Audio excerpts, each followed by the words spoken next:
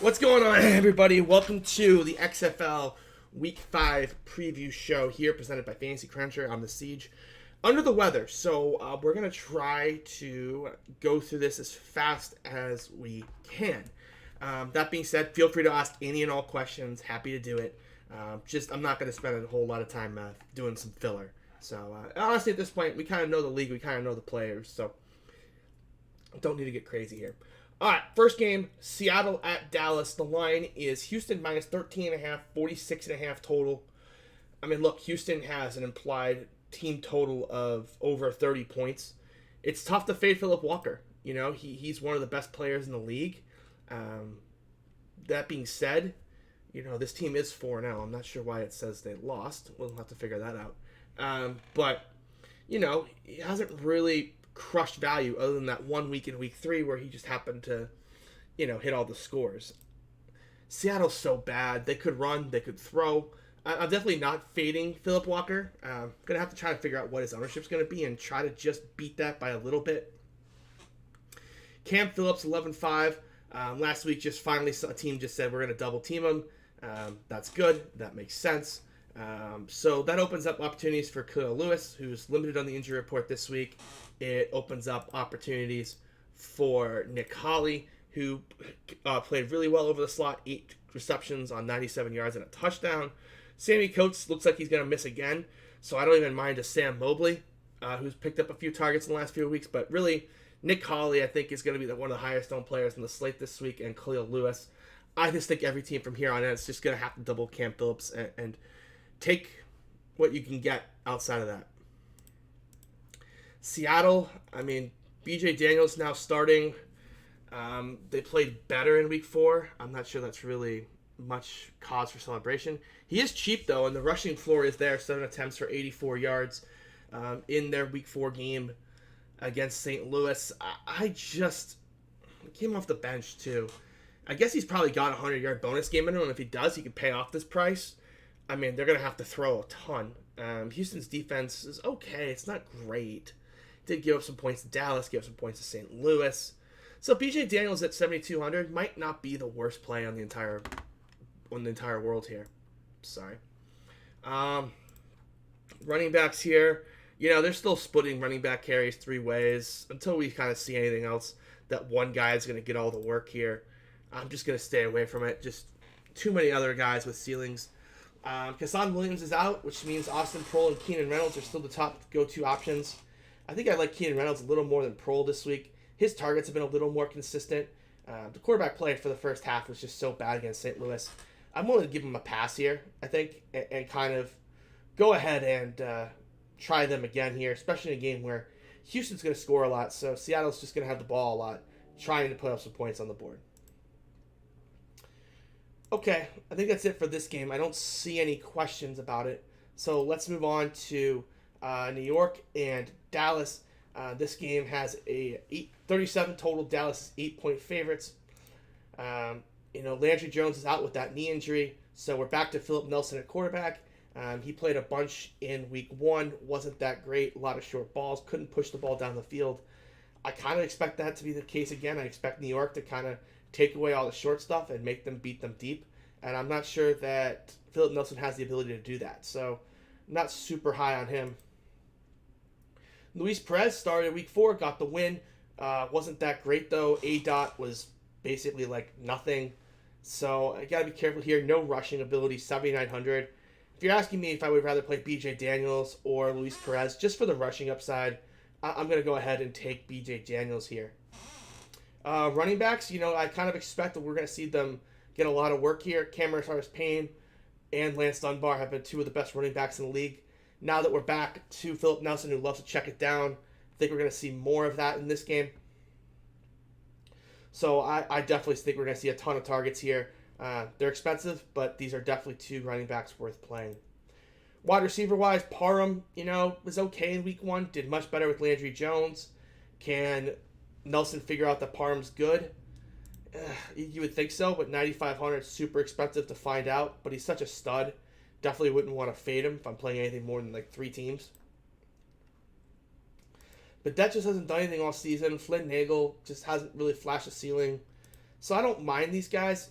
I don't even mind Mikhail McKay, who I think is really good, but honestly, this game has got the lowest total on the slate. New York's got one of the lowest team totals on the board. I'm just not really going to get to a ton of this game, really, other than maybe some Parham and maybe some McKay, but I'm not going to go crazy on this one. Okay, let's move on to the Sunday games here. St. Louis at DC. This is the featured matchup of the week. St. Louis minus 3.5 favorites at DC. DC coming off of 2 atrocious road losses. I'm not sure what to think. I mean, St. Louis is going to score, right? So Tamu is a solid option. I think the Battlehawks are going to score. The real question comes down to DC this week. Is DC as bad as we've seen the last 2 weeks on the road? As good as they were at home? First 2 weeks against easy teams? Somewhere in the middle? Was it the home crowd? Was it just they played the 2 worst teams in the league? This is tough for me. This is definitely a decision that's going to kind of really dictate how much St. Louis I can play. The running back situation here is pretty... Oops. The running back situation here is pretty weird. He only got... Seattle really tried to stop the run and let Tamu beat him, but he still got 15 carries. I think we'll see that again this week.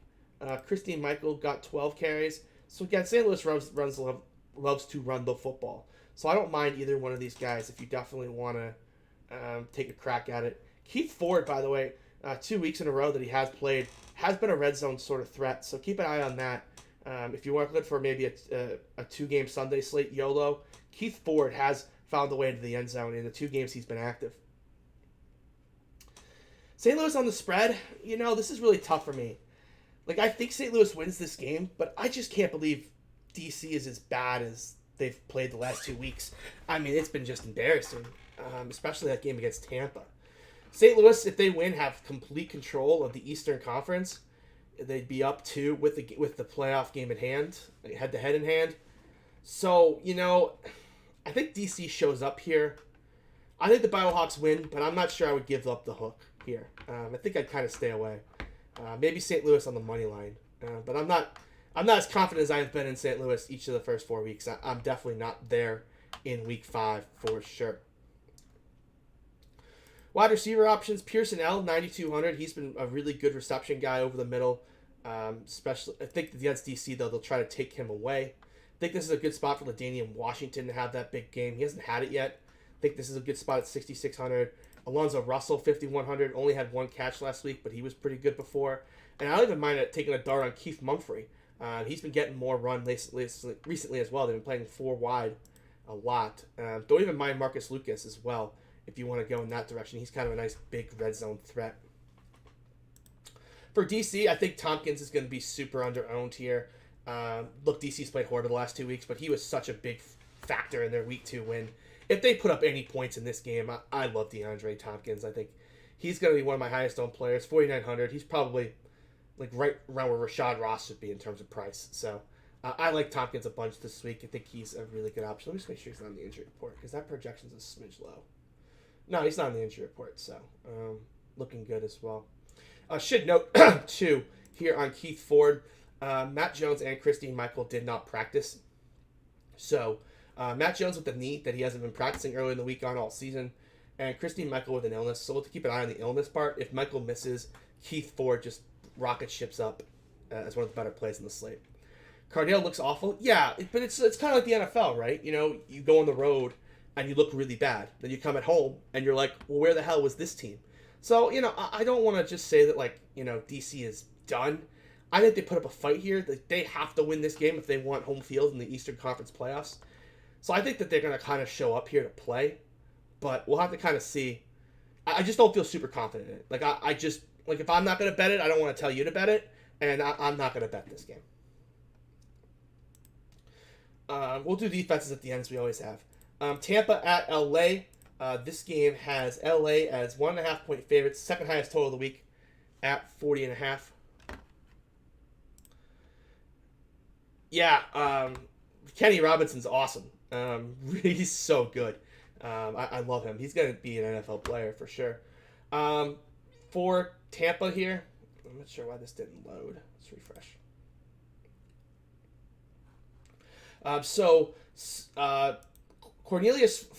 Quentin Flowers requested a trade. He came back to the team this week after missing last week's game. Sure doesn't sound like they're going to trade him. He's played well. I'm not sure why they're not starting him, personally. But they're starting Cornelius this week. They said Quentin Flowers will play.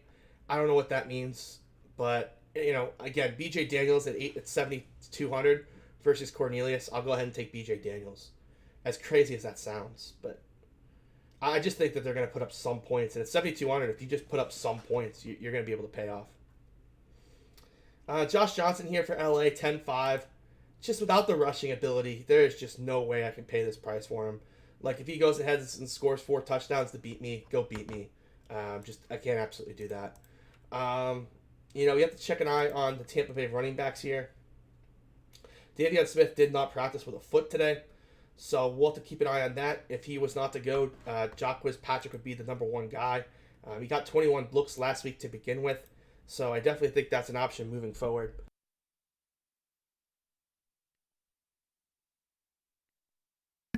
It took me forever to unmute that. So Patrick would be an option. I wouldn't even hate figuring out who the third running back is here for Tampa. They have been mixing in 2 guys all season, so if Smith does miss, trying to figure out who that third running back would be pretty nice. For LA, Elijah Hood's been benched for Marquez Carter. He didn't play last week. It's been Larry Rose. Who the hell ran the ball last week? So it's a combination of Jawan Harris, Larry Rose. Pass.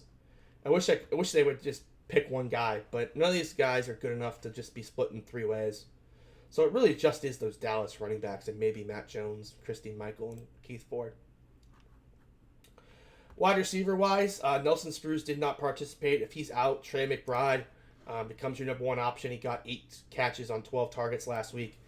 He's worth every penny of 9,700. Jordan Smallwood, who I talked about last week, is a nice value option. He put up 14 points at 6,700. His price went down. Not quite sure why. Especially as Spruce Smith again. I like him as well. And then S.J. Green did not practice with that knee injury, so we'll have to see if he plays. I don't think he makes his debut this week. Former CFL star, though. When he does play, I will like him a lot. Don't mind Dan Williams. He's been one of my go-to guys all season. Don't mind Tolliver as well, coming off kind of the poor game last week. Reese Horn, who had an okay game. I think Tolliver has a better game this week. Got to be careful, though. If Truesdale does play, that kind of does cut the targets out for everyone. Okay, I think that's it. Defenses. I have to be honest. So I know that I said I'm going to play some BJ Daniels, but Houston's the top defense for me this week. The team totals is super low. Even if he turns the ball over 2 times and gets a couple sacks, even if he scores 14 points, that could be the highest owned defense of the week. I don't mind Dallas too. You could go Dallas too in terms of defense. I think that's another option for you. Battlehawks, I think, are going to be a little overowned given their situation on the road, but I don't mind them. But those are the 3 defenses that I would consider this week in the XFL. I'll sit around here for another 30 seconds, 45 seconds here. If you guys have any questions, I'll be around in the Fantasy Cruncher Discord. So if you got a Fantasy Cruncher subscription, log on to thefantasycruncher.com, go to your profile and link your subscription. You'll be able to join the Discord channel, and I'll be in there all the way through lock. With that, I really don't see any questions, so I really appreciate you tuning in. Appreciate you dealing with me being under the weather. Hopefully I'm feel better by Sunday or Monday. This is brutal. So with that, guys, really appreciate it. And good luck this weekend in week 5 of the XFL.